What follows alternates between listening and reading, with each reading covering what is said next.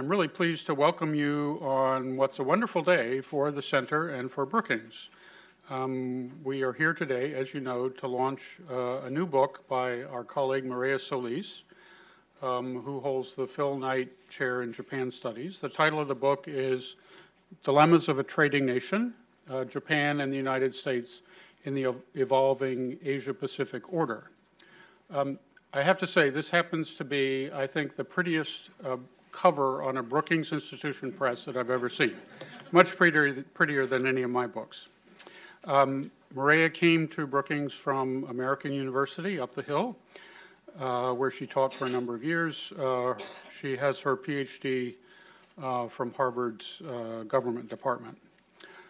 Mireya's book is firmly in the tradition of objective, in-depth research, which is a bit of a short commodity in Washington these days.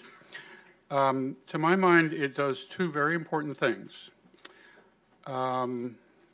Lest we forget about TPP, Mireya documents how Japan's commitments under TPP were a significant departure from its prior approach to the international trading system, and that was a good thing. Second, she explains clearly and comprehensively why an open trading system is one important ingredient to prosperity in America and around the world, and that's an important thing too. Mireya is going to present the key ideas of her book, and then our good friend Wendy Cutler will provide some commentary. Wendy is the Vice President and Managing Director of the Asia Society's DC office, the Asia Society Policy Institute, and she's doing an outstanding job building out the Asia Society's presence in Washington, D.C. And as a long ago employee of the Asia Society here in Washington, I can tell you that she's making good progress. A lot of you know that she joined ASPI after a long and distinguished career of almost 3 decades as a diplomat and negotiator in the Office of the U.S. Trade Representative. And among other things, in her long career, she was responsible for the Trans-Pacific Partnership Agreement, including the bilateral negotiations with Japan. So she knows the commitments that Japan made. So without further ado, Mireya.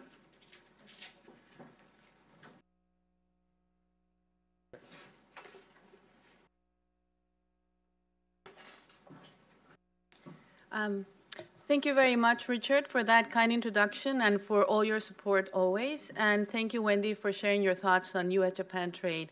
I'm truly honored. And thank you, all of you, for being here today. For me, it is a very special day, so it's wonderful to have all of you here. They say that writing a book is a journey, but I should add that some journeys have more detours than others. And for me, the sharpest turn of events is the most recent one, when the United States government decided to leave the Trans-Pacific Partnership Trade Agreement. Suffice it to say that the book that I wrote is very different from the book that I intended to write. And the questions I asked changed over time, as well as my reflection as to how we got to the point we are in today and how should we move forward. My original set of questions was motivated by what I regarded as Japan's critical choices. Could Japan deploy a proactive trade policy to tackle many of the structural reforms that have hindered its competitiveness, or would the country remain shackled to its own domestic political constraints, unable to punch at its weight in international trade negotiations? Could the TPP negotiations recast the role of trade in the U.S.-Japan alliance? Would it be possible to find acceptable compromises on long, divisive market access issues and work together in drafting new rules on trade and investment, and at the same time capture the geopolitical benefits of anchoring the United States in the regional trade architecture at a time when Asia is experiencing a profound power shift with a growing rise of Chinese influence? These were my original questions, I thought they were good questions, but in the course of writing this book, the ground shifted, and shifted in very profound ways. 2 electoral results last year sharply underscored the growing questioning of the merits of globalization. The Brexit vote in June and the American presidential election in November. So along the way, this book also became about the critical choices that the United States faces in the aftermath, especially in the aftermath of withdrawal from the TPP. Will the United States abdicate leadership in sustaining open trade policies as if it finds itself unable to sustain a consensus in favor of internationalism? What will be the economic and geopolitical fallout? How will the United States recover from the loss of credibility of having walked away from a signed trade agreement? But more importantly, can we there hope for a correction course, launching policies that address the growing income inequality and the hollowing out of the middle class that is eating up support for open economic policies in this country? So today, trade policy is front and center in the national conversations taking place in the United States and Japan about each country's desired future: economic renewal, a relaunched social compact, and projected international influence. And charting a path forward is difficult because I argue that if you think about what the essential goals of trade policy are, we're talking about economic competitiveness, social legitimacy, and political viability, and it's very hard to reconcile all of them. So the central argument of this book is that we're talking about when countries are drafting trade policy, they're really thinking about confronting vexing trade-offs, dilemmas, I call them, defining dilemmas. So there are 2 such dilemmas that pervade the analysis of this book. The first one is that top-down decision-making may be necessary to push aside vested interest and implement needed economic reforms. But if trade policy becomes exclusionary, its legitimacy will be questioned. So there is a tension, if you will, between decisiveness and inclusiveness, between executive leadership and social inclusion. And that is a very difficult path that we have to confront as these countries make choices on trade policy. The second dilemma that I highlight in this book comes from the need to secure ratification of negotiated trade agreements. This may require making political accommodations in the sense of making sure that sensitive sectors remain off limits from tariff elimination or extending subsidies to dying sectors. So this calls for political pragmatism, but it may also hinder the reform agenda. It may also cut back on the economic gains to be had from liberalization. So there is a tension here between pragmatism and ambition, between being a reformer and between being a political operative. So trade policy is crafted in a world of constraints. It is about balancing competing interests. It requires making hard choices. And these will be contested decisions because different groups in society will disagree about how to tackle those trade-offs. So it is with this keen realization, and believe me, I've lived with this topic for years. It is with this keen realization of how hard trade politics are that the book then fleshes out what I think are the central dilemmas confronting Japan and the United States. So let me briefly highlight what I see are these dilemmas and then my own thoughts as to how we move forward. I'll start with Japan. And the first dilemma or challenge that I would like to highlight is the search for decisiveness. In the post-war period, Japan emerged as an export powerhouse, and later on as one of the largest foreign direct investors. But it continued to play a passive role in international trade negotiations.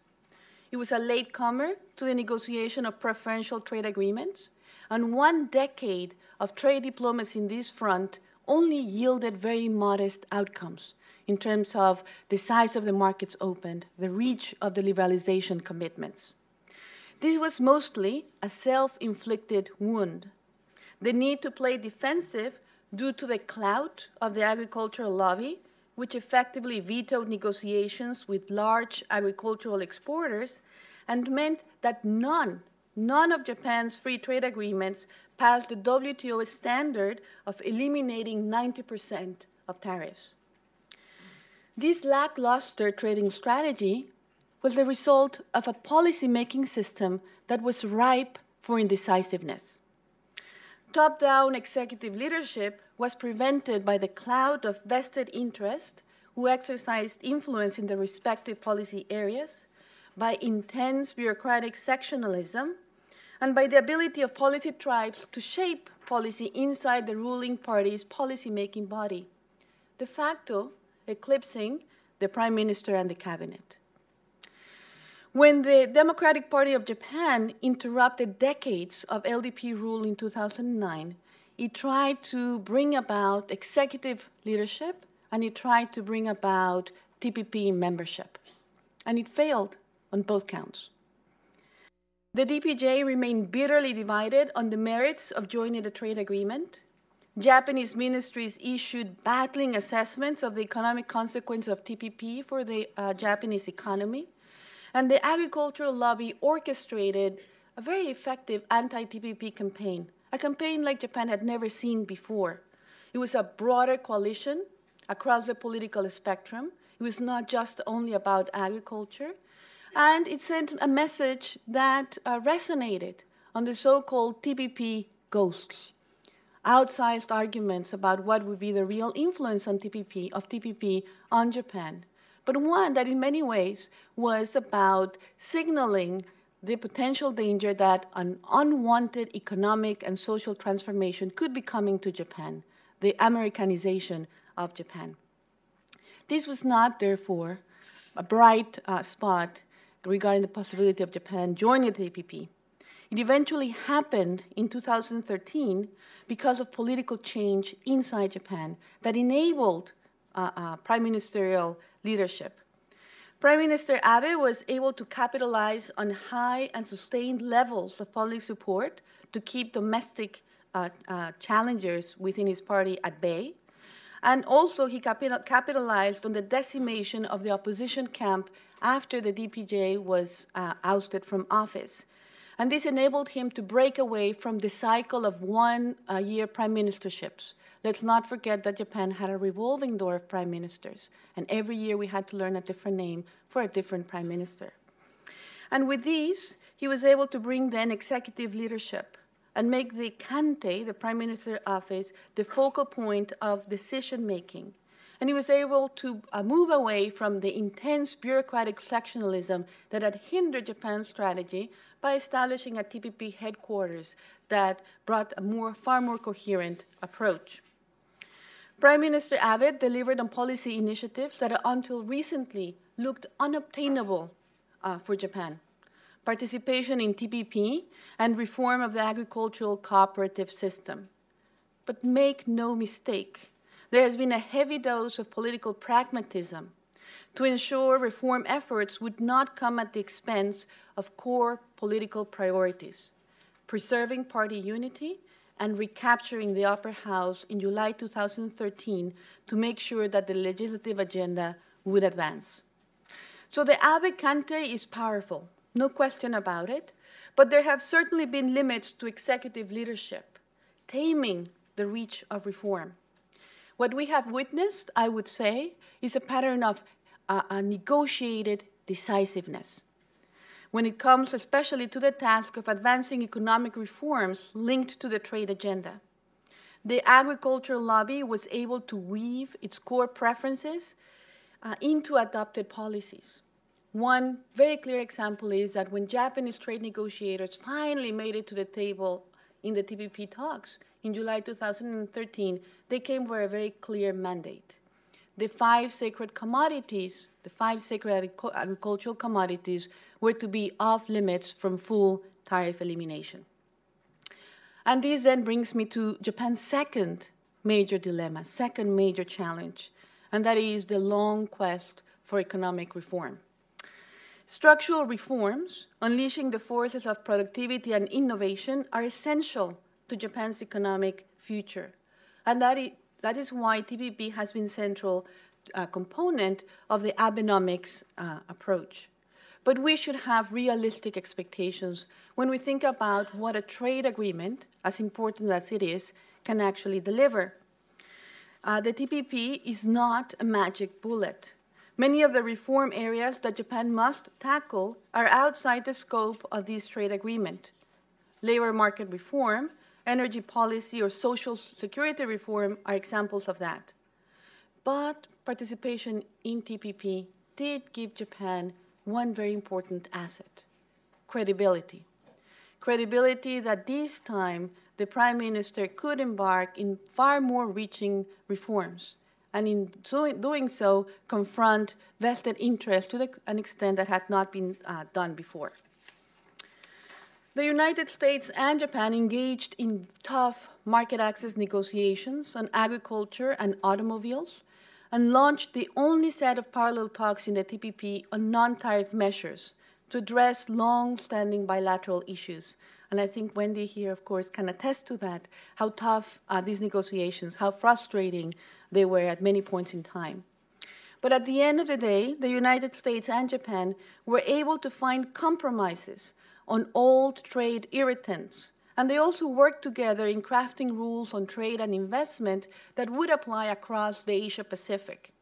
In that sense, TPP negotiations marked a turning point in U.S.-Japan relations. Regarding negotiation outcomes, Japan for the first time met the WTO criteria of eliminating more than 90% of tariffs. And it also agreed to the highest level of service liberalization from any other trade negotiation that Japan had participated in. As part of the TPP reforms, Japan also incorporated corporate governance reforms and accepted more international standards than previously. But, and this is a big but, Japan's track record on agricultural liberalization once again left much to be desired. Agriculture continued to be the Achilles heel in Japanese trade strategy. So much so that despite the fact that Japan is the second largest economy in TPP, it came last. It came last in terms of the percentage of tariff lines to be eliminated at 95%. For the other TPP countries, this was in the range of 99 to 100%. And even though the political decision to defend the agricultural sanctuary meant that TPP commitments would not bring major disruptions to Japanese farmers, the government allocated generous amounts of subsidies as TPP countermeasures, which goes to show that breaking old political habits is hard. Once more, the government sought to appease farmers with subsidies that do little to modernize Japanese agriculture. In the 2015 supplementary budget, 1/3 of the funds were allocated to public works. Again, the old inertias were back. But nevertheless, we should not lose sight of the fact that change has indeed happened. The agricultural lobby can no longer prevent Japan from negotiating with its main trading partners. And the irony is that as Japan was able to overcome its own hurdles to join TPP and make enough concessions to strike its most ambitious trade deal to date, the new American administration decided to walk from the agreement. And then this brings me to the third dilemma that I would like to highlight for all of you. That concerns the United States. In its attempt, I wish, to renew internationalism. The unprecedented trade backlash in the 2016 presidential election was years in the making. American trade policy has suffered from an expanding legitimacy problem fueled by three central concerns that I spent a lot of time in the book discussing. About these concerns are about the distributional consequences of trade liberalization, about the growing reach of trade commitments on the domestic regulatory agenda, and the insufficient representativeness in the formulation of trade policy. This trade legitimacy challenge has been compounded by a broader process of political and economic polarization in the United States, gridlock in Washington, and stress from the continued rise of income inequality, the squeezing of the middle class, and the curtailment of social mobility. With hindsight, it is possible to see that the Obama administration pursued the most ambitious trade strategy in a generation, with mega trade agreements across the Pacific and across the Atlantic in the midst of this sharpening domestic cleavage. And it did so while relying on traditional solutions to the trade governance dilemmas that had long ceased to be effective. No debate has gained more traction in this country than the one about the distributional effects of globalization, how trade agreements impact wages and employment. Recently, the focal point of this discussion has been the so-called China trade shock, the finding by a group of economists that imports from China were responsible for up to 1/6 of the manufacturing jobs lost during the 2000s. But it's important to add other data points here. The drop in manufacturing employment is a longer-term historical trend that reflects a structural change in the American economy. Most of the manufacturing jobs lost in the 2000s resulted from technological change. By one estimate, 87% of those losses can be attributed to technological change and automation. And American consumers, especially in the lower tiers of the income ladder, have benefited substantially from access to low-cost products, helping reduce the cost of living. So I would say that it is the other finding of the China Trade Shock Scholarship that is most illuminating, most significant. Displaced workers face a much more difficult and prolonged transition than we had previously reckoned, with long spells of unemployment, wage losses, and the lack of opportunities in depressed communities. There is a major policy failure to correct here. The American solution to the problem of worker adjustment has been the Trade Adjustment Assistance Program, which by design and execution has been inadequate in addressing the needs of all workers to gain skills and mobility to cope with a faster pace of economic change. So what are the shortcomings of a Trade Adjustment Assistance Program? First of all, as its name says it is only available to a small subset of all American workers, only those as certified as impacted by trade agreements. But we know that, again, technological change, automation, the Internet of Things, robotics, will create even more stress on American workers. And I think all of us saw the big story today in the New York Times about the retail industry. And those realities are with us, and we don't have this set of expanded benefits extended to all American workers. And other aspects of the TAA have been offered just to a subset of workers. Wage insurance, for example, is only available for older workers, and relocation allowances are insufficient to facilitate geographical mobility. So in many ways, the United States has pursued globalization on the cheap, without investing on its workforce, on social mobility.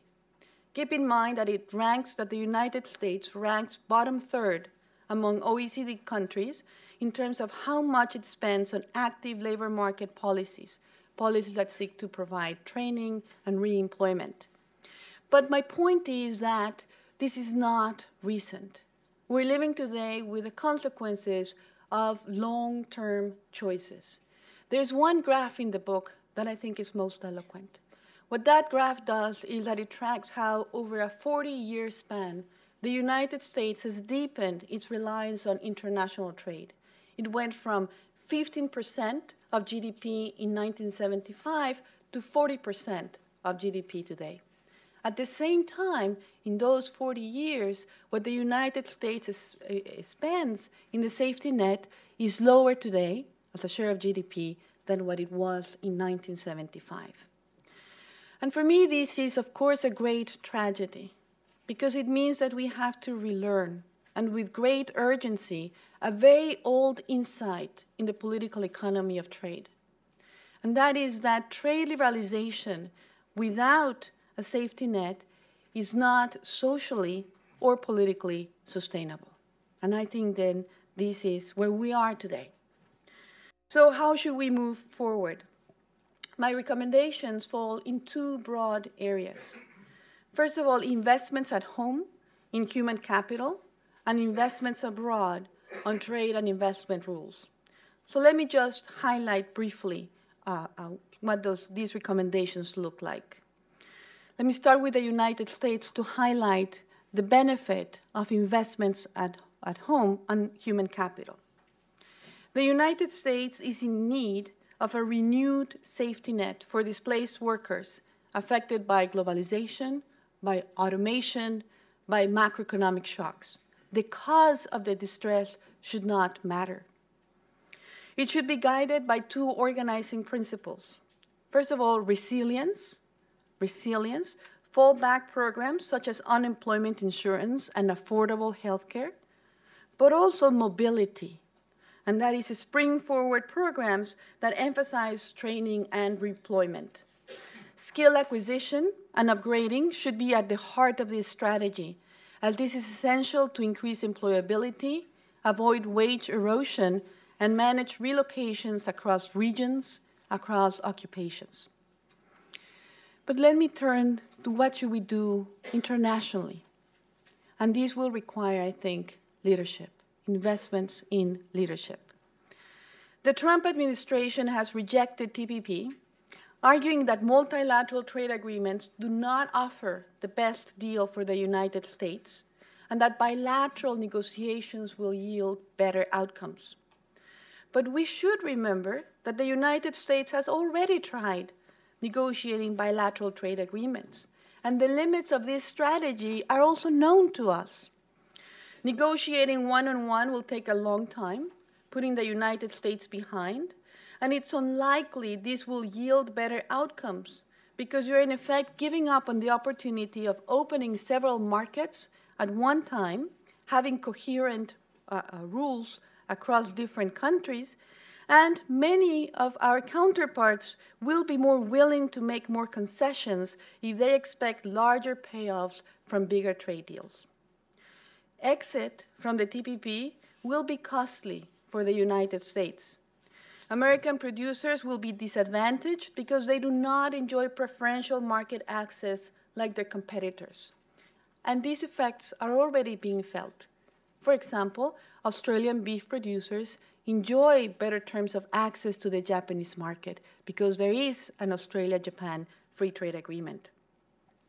In foregoing TPP, the United States has also ditched a rulebook that helps disseminate disciplines useful in addressing problematic Chinese trade and investment practices that would go at addressing issues such as the asymmetric reciprocity on foreign direct investment or the rampant subsidization of state-owned enterprises. And the geopolitical fallout is also large. What we're witnessing today is that trade is increasingly becoming a wedge issue between the United States and its closest partners. And also that China has been given an opportunity to draw a contrast between a retreating United States and its stepped-up multilateral diplomacy in a wide array of policy arenas, including trade.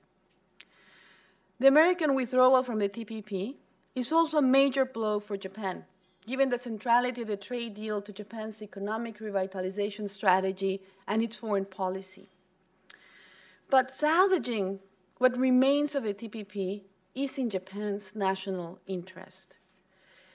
It helps Japan fight the tide of rising economic nationalism. It preserves a rulebook that enhances the operation of Japanese supply chains, which are critical to Japan's prosperity, given demographic trends that will result in a drop in population levels. Japan needs to remain vitally connected to overseas markets. And it also helps Japan have a horse in the race regionally to define the terms of economic integration so that China does not become the only focal point of such efforts. It also helps Japan encourage a potential return of the United States to trade multilateralism. Of course, this will not happen soon, and of course, it will not happen unless the United States addresses its own domestic challenges, like the ones I discussed earlier. But if the hope is to bring back the United States to the regional architecture, it will be much easier to accomplish that goal by keeping the TPP project alive, because the United States will be able to find its way back to a trade agreement that very much was originally shaped by the United States. It followed its own template regarding trade and investment rules. Giving the TPP a new lease on life is a tall order. It will demand heavy doses of political capital and creative diplomacy, especially to encourage other TPP countries still on the fence to stay on board. But if it happens, Japan, as the largest remaining economy in this TPP 11, is, of course, of critical importance. And Japan actually can tap on its broader array of tools to try to persuade these countries to stay on board. Use economic assistance, for example, to help Vietnam implement its TPP commitments. So this is, I think, the latest turn in a book constantly having to adapt to fast-changing reality. In a way, it means coming full circle. I was originally motivated by the question of whether Japan can provide trade leadership, and the survival of TPP may be the most important test of that proposition. Thank you very much.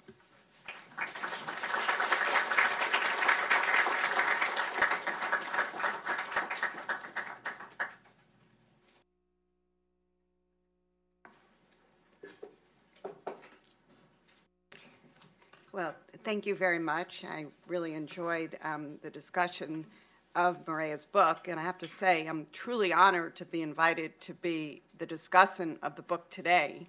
I've been a long-time admirer of Mireya and her work, and this book only reinforces my view. Now, Richard mentioned it was a great cover. I can say the contents are great too, but I do like the cover. It's really a rich book on the challenges and dilemmas facing trade policy. I expected a book really just on the US and Japan.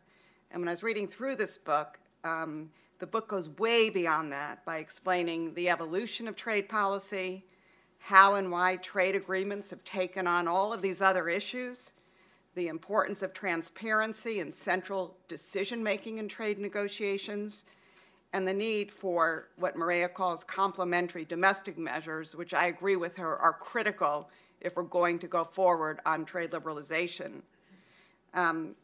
Mireya said the ground shifted as she was writing the book, and I feel her pain. There are a lot of people in Washington where we were working on a lot of different projects and reports at that time, and we kind of had to regroup and recalibrate.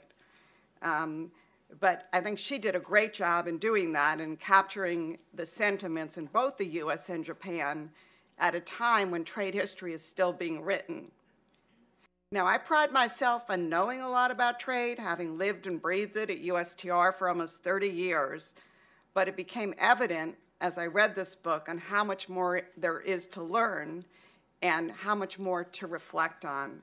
And she skillfully provides background and perspectives on important developments, some developments in the negotiations I've put in the back of my mind. And she summarizes and critiques key findings of economists and offers recommendations for moving forward. I thought what I would just do in the next 10 minutes is really touch upon 3 areas of the book and offer my observations, the first being on the evolution of the US and Japan trade ties, focused on TPP. Second, the importance of transparency in trade negotiations. And third, on the need for effective and responsive domestic policies to accompany trade agreements. The book underscores a major irony in US-Japan trade relations. we are both now at important junctures in our trade policies, just not in the positions that anyone would have predicted just a few years ago. For Japan, having taken on its agriculture vested interests, having negotiated a comprehensive TPP agreement with 11 other countries, and then secured diet approval, Japan now seems poised to making TPP 11 a reality. And I always know Japan's serious about something when it gives something a nickname, and Abe is calling the TPP 11 now Ocean's 11. Conversely, the US, we've exited TPP. We've stepped back from leading plurilateral negotiations in Geneva, and we're now focusing on reducing bilateral trade deficits with individual trading partners. In short, we're pursuing a more inward-looking trade policy, vacating our historical leadership position. And at the same time, Mireya notes the similar challenges that both the US and Japan face, including addressing domestic political hurdles, the need to address competitiveness challenges, whether it's infrastructure for the US or agriculture reform for Japan, and the importance of implementing effective adjustment for those left behind by trade and globalization. The book does an incredible job in detailing the series of constraints that Japanese trade policy has faced over the years, and notably the unwillingness to move on agriculture as a result of strong vested interest, coupled with a system of decentralized negotiating authority, which made a proactive trade policy virtually impossible. Negotiating with Japan presented its challenges through the years. I experienced a lot of those challenges, negotiating with different ministries, often leading to the lowest common denominator approach from the Japanese side, and different voices leading to confusion on who was calling the shots. But this changed with TPP, which is a major turning point for Japan. The book offers valid reasons for this transformation, but one area did not play up that I believe was important in this transformation was Chorus, and it's not because I was the lead negotiator for that agreement. In many respects, the US-Korea FTA was a wake-up call for Japan, because if Korea could take on its vested agricultural interests, why couldn't Japan? As Mireya mentioned, the DPJ started the TPP debate, but Abe and the LDP brought it over the finish line. The DPJ certainly had its leadership challenges, having about 3 prime ministers in less than 2 years.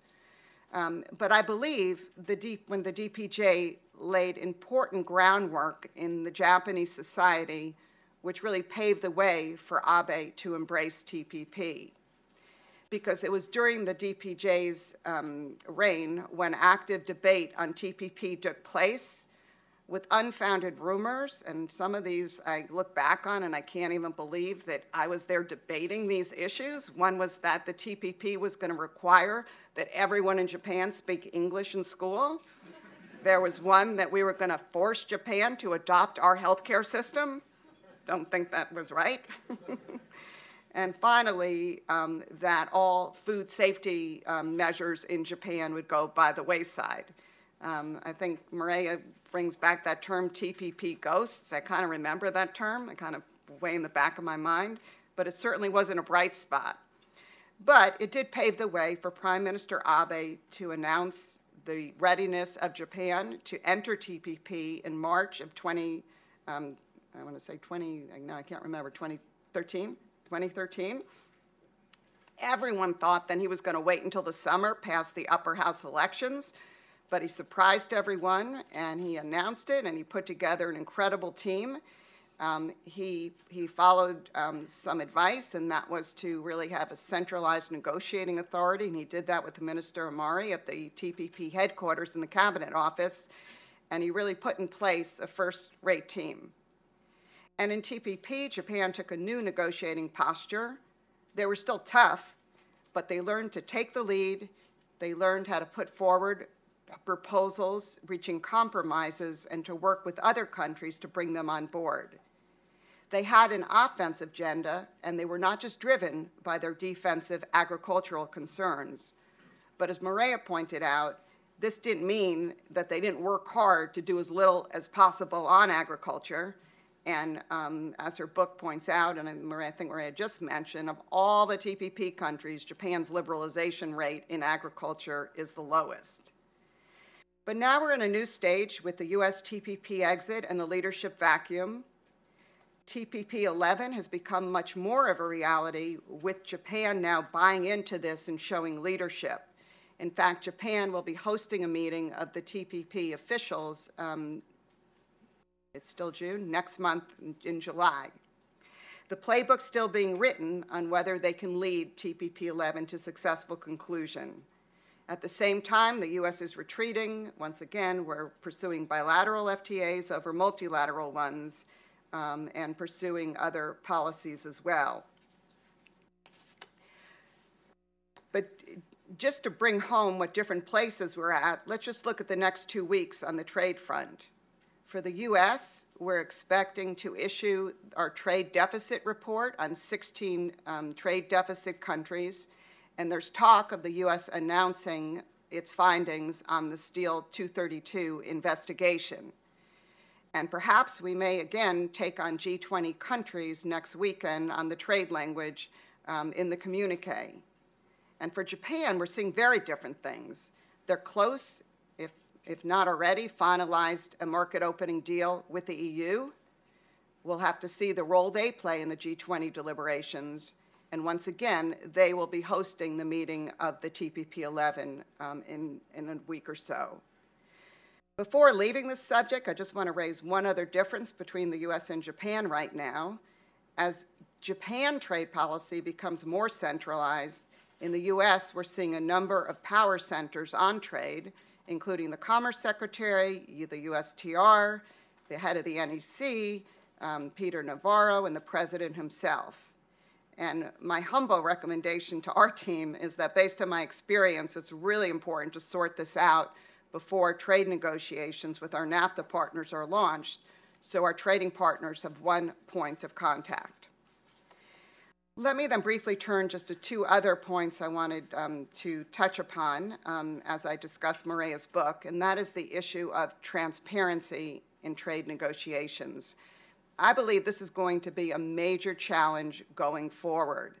And I note that this issue was already raised with Ambassador Lighthizer last week when he testified. Here, we're trying to balance the need for confidentiality in negotiations with other countries with the need to provide detailed information to the public on talks that matter to Americans. And with millennials and the digital age, expectations grow for more and more transparency. There were a lot of critics of TPP transparency in the US. There were some that believed that this was an easy way for folks, an easy issue for folks to identify with during the talks. It was harder to discuss the details of the negotiations, so let's just call these negotiations secret and criticize them. However, this is a real issue, and the administration, the previous administration, tried to address this issue, but clearly didn't go far enough. And so this is an issue that I think we're going to have to deal with going forward. Mireya's book proposes and cites some interesting recommendations and suggestions in this area, and I would encourage everyone to read that chapter closely, because I think this is an issue that's not going to go away. It's only going to become more prevalent. And speaking of more prevalent, let me just conclude and say these complementary domestic measures are going to be critical for going forward in the US and other countries on trade liberalization. As Mireya mentioned, trade policy is an integral component, but not a substitute for overarching competitiveness strategy, for the social safety net, for matching education with next generation skills. This means that the US needs to build out its infrastructure. It means Japan needs to modernize its agriculture. But there are other structural reforms that are needed as well. The IMF, for example, just this week highlighted the need for Japan to pursue major labor reform, including narrowing the gap between regular and non-regular workers. and the U.S. needs to narrow the income equality gap that's growing in our country. And on adjustment, I mean, Mireya couldn't have been more spot on, and that is adjustment in the United States has really been tied to trade, and there's a bar there. To get trade adjustment assistance, you need to show that you're losing your job due to trade. But in reality, when you look at the statistics, everything suggests that it's technological advances, increases in productivity and automation, which are more responsible for the loss of jobs and low-paying jobs, and therefore our whole concept of adjustment needs to be expanded and deepened. One concluding comment, and that has to do with Mireya's last recommendation, that internationally we, meaning the U.S. and Japan, uphold free trade and multilateral governance. Pre-Trump administration, I think this was the natural path forward for the U.S. and Japan to lead, and when TPP was concluded, that's indeed what we were talking about. We had a strong convergence of interests, both bilaterally, regionally, and globally. But that's not the case now. U.S. trade policy, for at least now, is based on America first, and we're no longer as interested in helping to set the standards and rules for the international trading system. And that, in my conclusion, brings me back to Japan, and all eyes are on Japan now. Japan has an incredible opportunity to fill the void that we've created and pursue a proactive trade policy and exercise leadership. Will it be able and willing to seize the opportunity? I hope so. Thank you.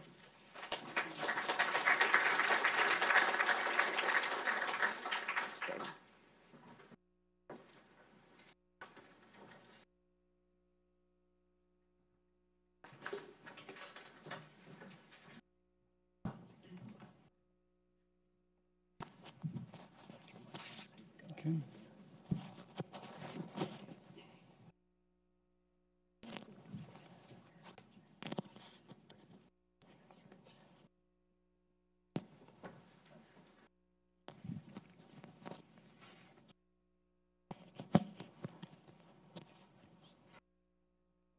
In order to fulfill my obligation as moderator, I was busy writing down questions as Mireya and Wendy were speaking, but then every one of the things that I had in mind, they addressed, so I'm left with nothing.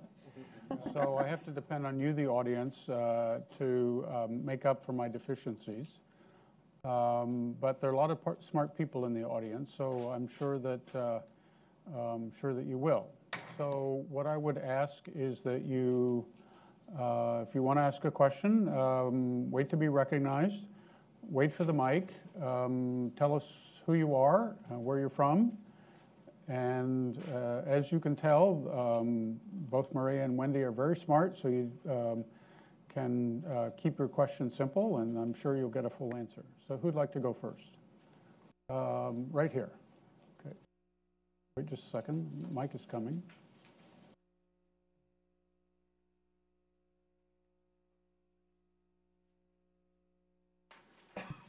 Hey, thank you very much for coming. Good afternoon. My name is Julian Kyle Lewis. I study international education policy at the American University here in D.C. When President Trump first had an official meeting with the president of China, the Chinese president went back and told his nation that he had to spend 20 minutes giving our president a brief rundown of the historical diplomatic actions in China and East Asia, and just a whole policy rundown. And he actually gave a revisionist history version to our president by stating that China ruled Korea at one time, which is not accurate. But what President Trump did was go back in a press conference and tell the whole world that as though it were the truth. And now our media has really gotten on him about that. And Taiwan needs military funding from us, and they're pulling back now. And South Korea has now taken down their missile defense, right? Their missile defense from North Korea in response to these kinds of statements. I'm wondering, from Japan's perspective as one of our allies, how is that being received diplomatically in Japan? Thank you very much. Well, obviously, the Trump presidency has brought about, I think, major recalibration in the strategy of Asian countries. And Japan, I would say, has been very skillful in the way it has adjusted to the new situation.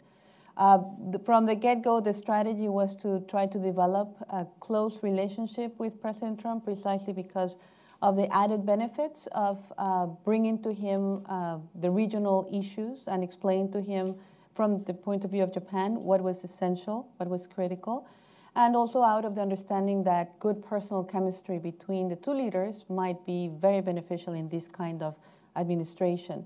So I think that, the first meeting, the second meeting between President Trump and Prime Minister Abe on the security front delivered everything that Japan may have wanted in terms of very strong reiteration of the U.S. commitment to Japan's security. And I think that there was also the very smart decision to not have the two leaders discuss directly the economic agenda, because that is when the potential difference of opinion may emerge.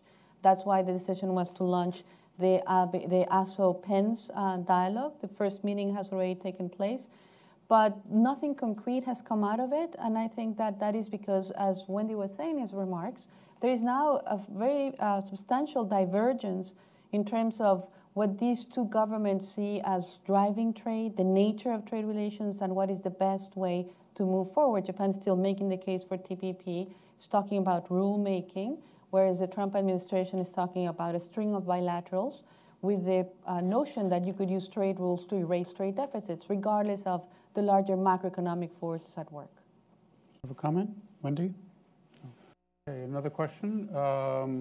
Let's go over here first, then I'll come here. A little further back. Hi, my name is Mike Muller. I'm from the Heritage Foundation. One of my questions was, how does the United States leaving the TPP affect the geopolitical interest of in the region? Well, where to start, I guess, is the question. I mean, I think essentially it leaves a huge vacuum in the region, and countries are now engaged in hedging. And this has also created an opportunity, as I said before, for China to make a more persuasive case that is prepared to champion multilateral initiatives, and for countries to doubt the commitment of the United States. I mean, let's not forget that many of these TPP countries made very painful concessions as part of the negotiations, because they were expecting not only the economic benefits, but the reassurance of the United States' presence in the region. When the United States organized a major pivot away, then that hurts the credibility of the U.S. presence in the region.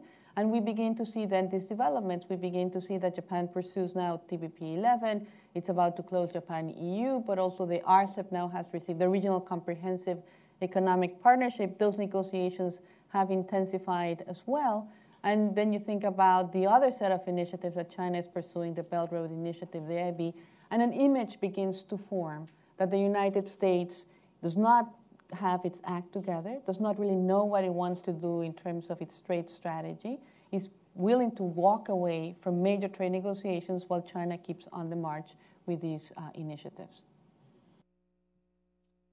Gentleman right here, and I'll come to you. Thank you. John Mullen, McClarty Associates and Georgetown University. I understand why Japan now favors the TPP 11.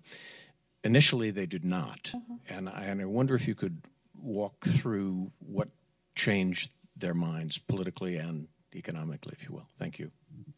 Thank you very much for your question. I think nobody forgets that statement of Prime Minister Abe that TPP without the United States was meaningless.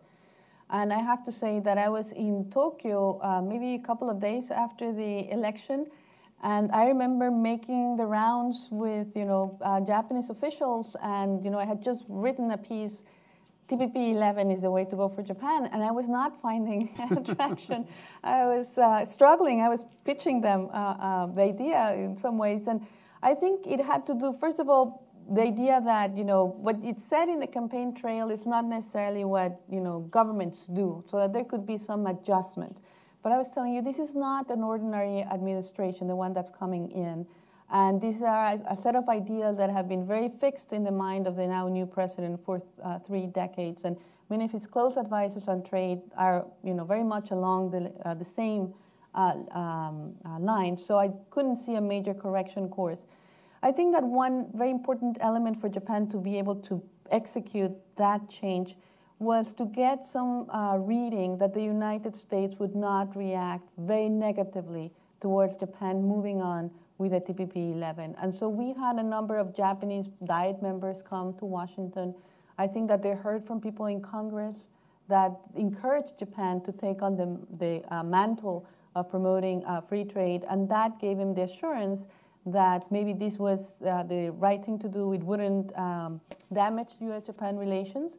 And I also think now that the U.S. is talking about a bilateral Japan-U.S. trade agreement, having TPP as a live possibility also gives Japan some bargaining power in that potential negotiation. Wendy, did you have anything? Nothing to add. Could I ask about Yes. TPP-11? Mm-hmm. What's the risk that if you move towards that and make the adjustments necessary in the text, that the whole text gets opened up and the thing collapses of its own weight? Thank you, Richard. No, that's a very important question. I mean, there are different approaches of how you actually make TPP-11 happen. The easiest change would just be to change that clause about the critical mass required for the TPP to enter into force, because the way it's written today cannot enter into force without the United States. We just don't meet that bar. So you could argue, well, then let's just change that one clause and everything will be fine. And some TPP countries are closer to that position, but others, especially Malaysia and Vietnam, feel that the deal has to be recalibrated because they did agree to many sensitive concessions because they were expecting a major economic benefits from preferential access to the United States. And once you take that off the table, they argue they gave too much. It does not justify the extent of the concession. But as you were hinting in your question, Richard, there's nothing like a surgical renegotiation because everyone, once you open it up, every country is going to want to tinker with it. Everybody has sensitive issues, and the challenge there is that it could unravel, and then you could have a very difficult path forward for TPP.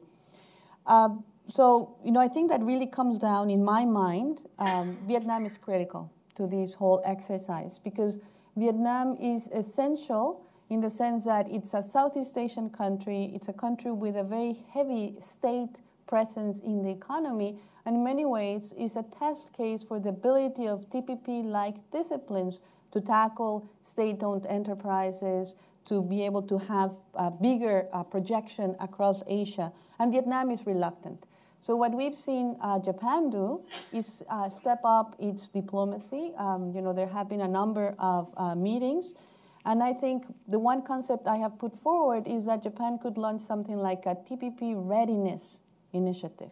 And that is help Vietnam do a gap analysis of what it needs to do to actually meet the TPP commitments, and then offer tailored economic development assistance projects that can help Vietnam do this. Japan has a long-term presence in Vietnam, has been a long-time donor to this country, and therefore you do have the institutional structures, you do have that kind of legacy to tap on. And last point, let's not forget that Vietnam actually has already started to move along some of the reforms that were motivated by TPP, because Vietnam also has a trade agreement with the European Union that addresses some of these labor issues. And the most far-reaching labor reforms would only come into place if the United States was in TPP as part of that bilateral labor consistency plan. But the United States has stepped out, and therefore the bar for Vietnam might not be as far off as we might imagine to begin with.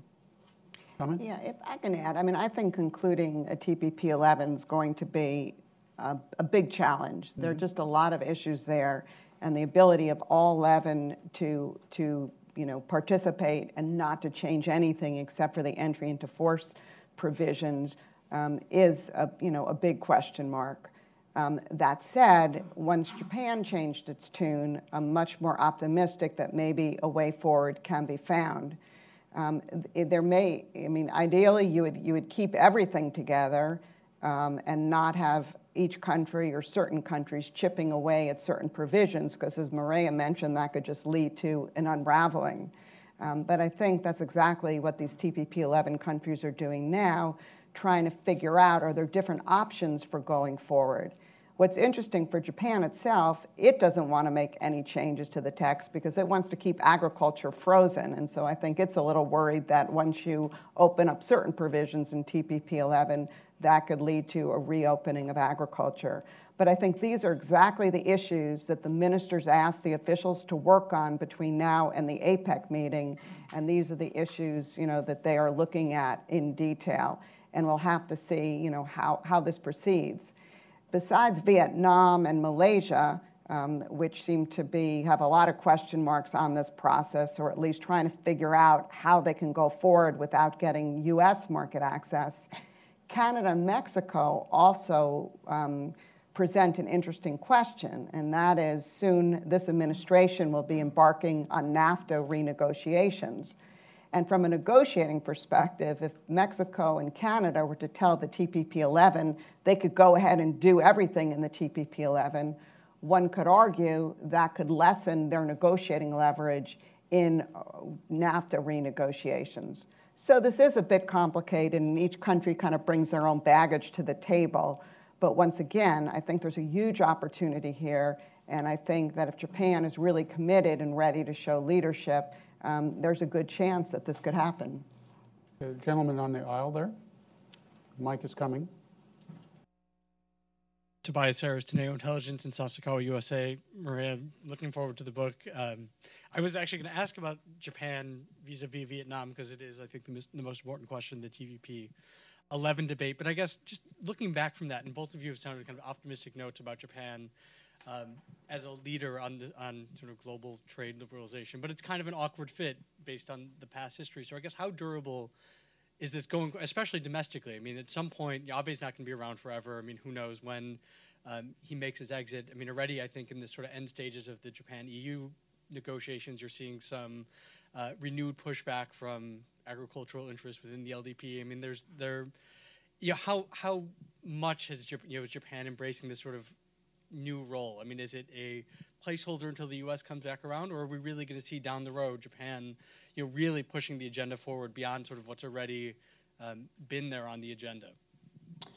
Thank you, Tobias. That's an excellent question. Couple of observations. I think that in this new trade environment, where the United States is positioning itself to play a very different role in trade policy, and is launching on the notion that trade deficit is the only thing that matters, and that we're going to negotiate trade agreements that actually cut on that trade deficit. I think that, in that environment, what Japan is doing has more value than ever before. And even if it's just a placeholder, you could argue that there's already value in that, in the sense that we haven't had, if you think about it, an update in trade and investment rules through the WTO in over 2 decades, in only the trade facilitation agreement, but other than that, it has been slow going there. And one of the reasons why trade growth has slowed down is precisely because of the lack of liberalizing initiatives.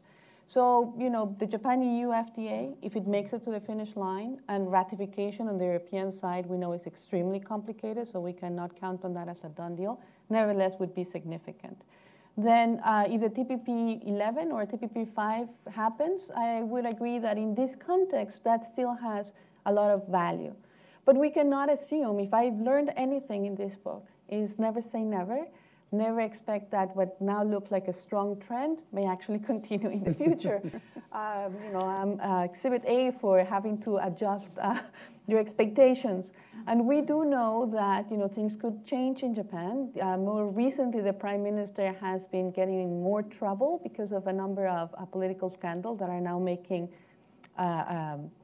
support levels go down. We don't know if these will just be temporary, or these could actually take on a life of its own. We know that the Abe government has always decided to use a lot of its political capital for the security agenda, and now might devote that to constitutional reform. So how much does that leave for the economic agenda or not is a question to be had.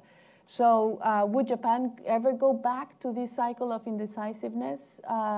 It depends. It depends if these political conditions that have allowed the Kante to work the way it has continue. But I do see more pushback in the sense, as I expect, given what I describe in the book, that when you have top-down leadership, there's going to be pushback because there are costs to be had for not having enough inclusion. And we see that, I think, as a theme in the recent discussions about what the Alicante has done recently. There's a gentleman back there who's been very patient. You still have a question? No, further back. Okay, let's go right here to the, yes, right there, yeah. Good afternoon. My name is Aditya Aswani. I study international relations at Clemson University in South Carolina, and I'm currently interning at Congressman James Clyburn's office. Thank you very much for your talk. My question is, from your studies of agriculture reform in Japan, what lessons can the U.S. draw with regards to its own agricultural interests? I feel that I should ask Yamashita-san, who is very lucky for me that he's here today. You know, he's one of the top experts on Japanese agriculture. You know, I just have a general comment, and I would encourage you at the end of the event to reach to Yamashita-san. But if anything, what's striking to me is the ability of agriculture to always be very present in the minds of policymakers. They certainly know how to organize well, and it's a very important sector. But when it comes to Japan, I think that the problem is that the policy framework has not been there to actually generate genuine liberalization. And Yamashita-san has identified some of the issues that have been passed over by the Abe administration when it comes to actually promote commercial agriculture, expand the scale of operations, and get to the issue of how you encourage full-time farmers to thrive in Japan. Okay, let's go right here. And let's take those two questions together. Thank you, Richard. Rita Chen from the Central News Agency, Taiwan. My first question is that we have heard the Secretary Rose say that the high standard of the TPP will be implied in the bilateral negotiation, the bilateral FTA. I'm just wondering that it's really work for the Americans' best interest in the long term. And then my second question is especially for Wendy, since you have a lot of negotiation experience with a different Asian country. I'm just curious that when you are talking about like the difficult issue, like the agriculture, what's the difference between your Japanese counterpart and Taiwanese counterpart? Thank you. Well, they're all difficult. I'm sorry. In their own way. Sorry. Hi, I'm Chia Cheng from United Daily News Media from Taiwan. I have a question for all the panelists. So Taiwanese officials said that Taiwan wants to join the TPP-11. What would be the standards to meet, like the requirements for a Japanese-led TPP? Well, just first in response to your question, based on all my negotiating experience, I'd say each negotiating partner, they're all difficult in their own way, and they all have their own peculiarities, and you just learn how to kind of work with them and how to move forward. With respect to your question on the TPP rules, yeah, I think that's really interesting now that the administration now is moving towards renegotiating NAFTA. In the middle of July, they'll be presenting their detailed negotiating objectives to Congress in line with Trade Promotion Authority. And there has been talk that we may see a lot of the TPP rules emerge in our negotiating proposals to NAFTA.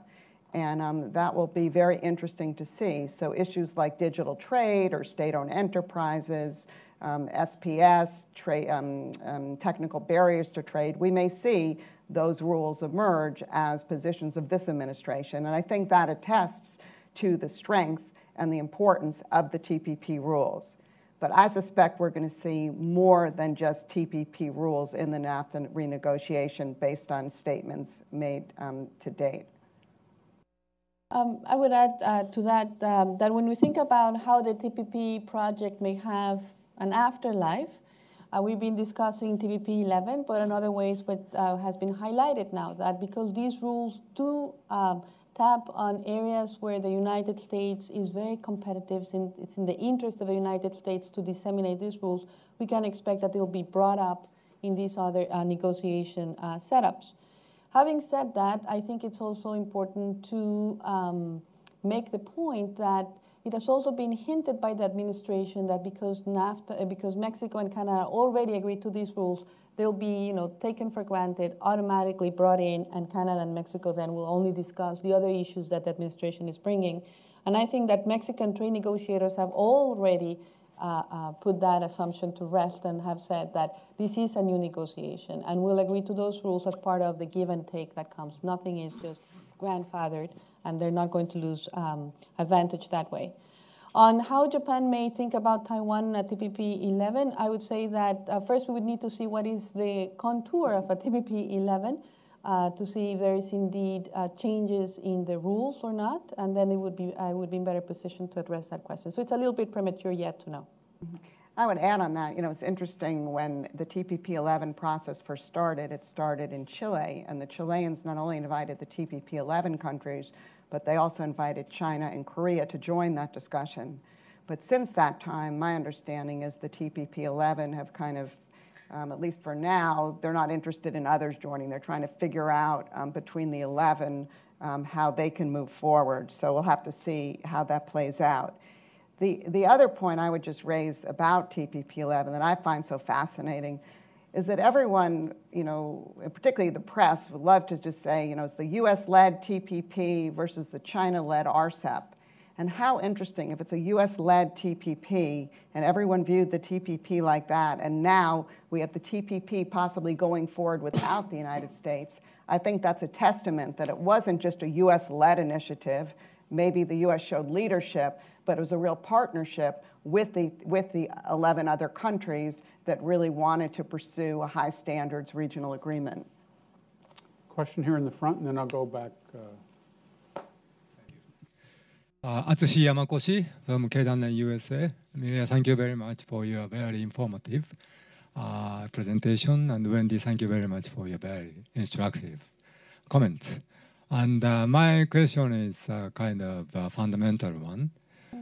Particularly these days, I cannot help feeling gap between discussion here and response of White House. So I just wondered how effectively can you fill the gap, or how effectively can you convey your message created here to White House? Thank you.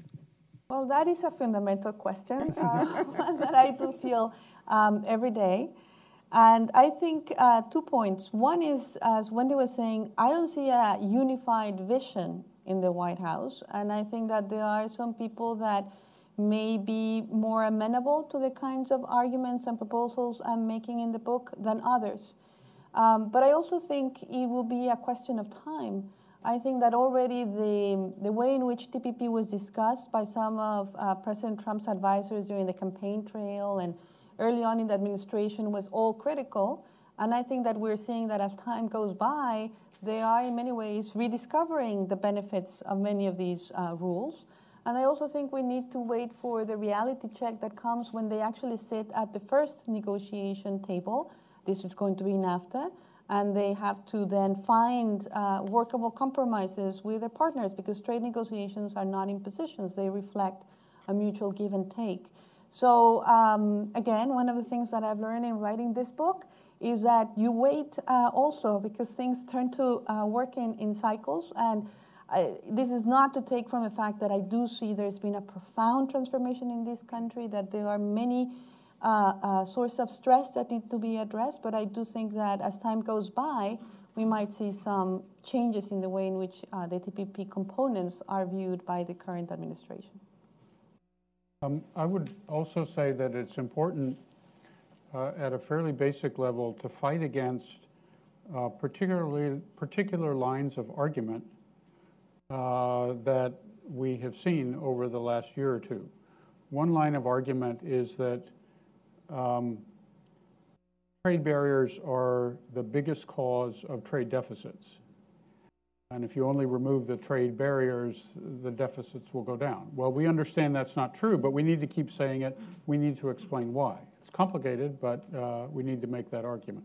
Second is that the reason for the economic difficulties of some American citizens is because of trade agreements and globalization. Well, as we've heard, globalization is not blameless here, but it's not the principal cause. And the cause is very much the success of our own economy and the increases in total factor productivity and so on and so on. But you know, we can't concede the argument to people who don't know what they're talking about. Gentleman on the fourth row, and then we'll come here to Mr. Yamashita. Thank you very much. I wanted to ask a question. My name is Al Madison, and I represent the Japanese steel industry in the United States. So I wanted to veer away from TPP for a moment, and Ms. Cutler referenced 232 as a perhaps the next big trade discussion point, and wonder if anyone on the panel has any thoughts or speculation as to how the administration is pursuing this, and there's a lot of discussion about maybe there's pushback. Any insights that you might have as to how this all might turn out, whether it was cooked from the beginning, or what we might expect to hear in the coming days or weeks? Let me respond, though, just in a broader way, and that is, let me just remind the audience, Section 232 of the 1962 Trade Act is a statute that allows the president to restrict imports based on national security grounds. Its statute's been in effect 55 years.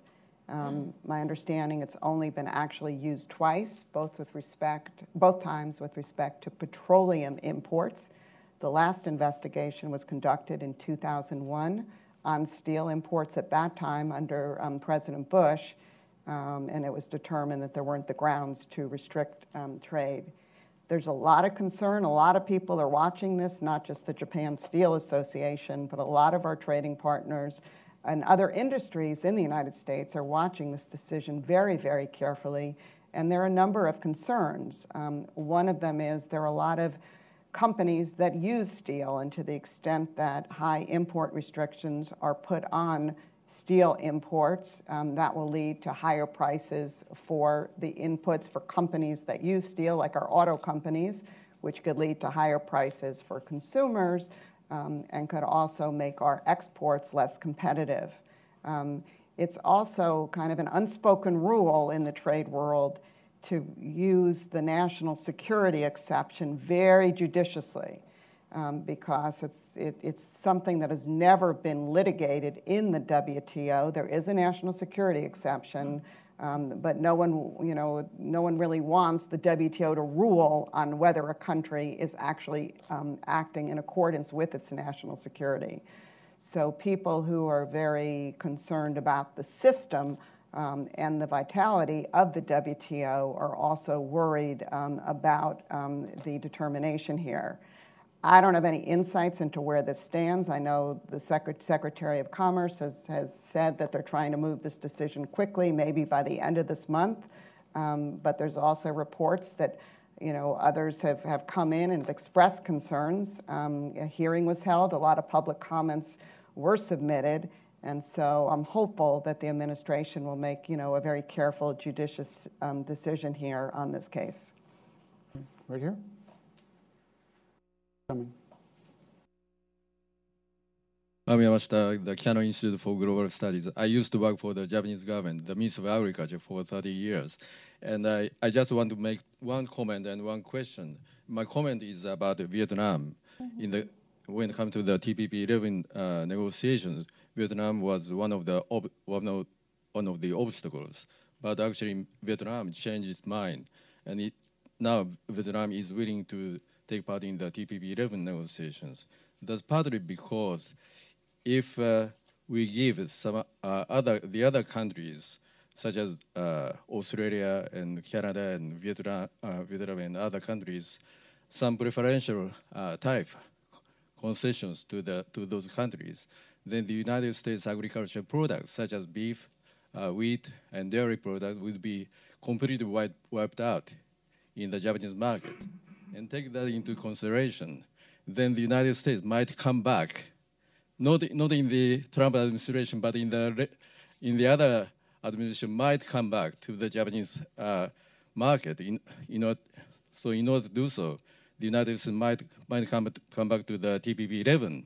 So that is a new accession negotiation for the United States to TPP-11 agreements. So that's my comment. And my question is that when it comes to the free trade agreements or free trade negotiation, we already talk about agriculture and manufacturing. But actually, when it comes to the share of GDP, agriculture is 1% in the United States, and manufacturing 10%. And in Japan, agriculture 1%, and manufacturing, I think 60% or 70%. And why don't we talk about the financial sector or service sector, which consists of much larger share of the GDP when we talk about the free trade agreements? So that's my question. Very good comments, Yamashita-san. Regarding the point you made first on whether the United States would eventually seek its way back to TPP and whether that would open an opportunity for an accession negotiation, that's interesting because there is that position that this would be if the United States left, well, maybe many countries were not entirely happy with the deal and maybe they'll try to rebalance some of those concessions. But I think this is where, it's not just commercial strategy, but it's national security strategy. And my impression in talking with some officials in Tokyo, and I'd be curious what you are hearing as well, is that there is a attempt to leave a placeholder for the United States because it's so important for the United States to be back. And there's an understanding that if you, on top of that, given the fragile situation in this country in terms of the domestic political system delivering on landmark trade agreements, that may actually, again, be another hurdle. And at the end of the day, this was a sufficiently good enough deal for Japan commercially, and it's certainly important geopolitically to bring back the United States. So they may give it a pass, even though I think that the instinct as a trade negotiator would be to say, no, wait, if they want back, they should pay an admission ticket. So that's, I think, an interesting possibility into the future, not immediate, but maybe further off. And, I agree that we tend to discuss the tangibles and not the intangibles whenever we focus on trade policy. But this, again, is the value of the TPP is that, for the first time you have rules on the digital economy, further liberalization of services. This is one area where, again, it's not highlighted enough that Japan has many sectors where it has lagged in the internationalization of these sectors. And with services in TPP, it actually went further than it has ever before. So I don't know if it's because in our gut we're still, 20th century mercantilists, that we still just think about its rise for autos, but we should not lose sight of the fact that the economy is far more complex than that, and these trade agreements have evolved for that reason. I could just add one thing to the first point, and that is if you look at the statement that the TPP-11 issued the last time they met on the margins of the Vietnam APEC meeting, they specifically have language that kind of recognizes the need to kind of facilitate the re-entry by the original members, which I interpret to mean that they're not contemplating a tough accession negotiation. If the U.S. wants to come back, my sense is the doors will be wide open. Okay, I think we're out of time. I'm sorry for those whom I didn't have a chance to recognize. I want to thank all of you for coming. I particularly want to thank our speakers, but hold your applause until I'm finished. First of all, I'd like to thank Mireya for doing the book, and please buy the book. It's easy, but I'd also like to thank you for the way in which you have enriched the discussion of Japan here at Brookings and in Washington, D.C. It's very important. Second, thank you, Wendy, for being a commentator, but also thank you for working 3 decades in the trenches to expand and improve the international trading system. Thanks.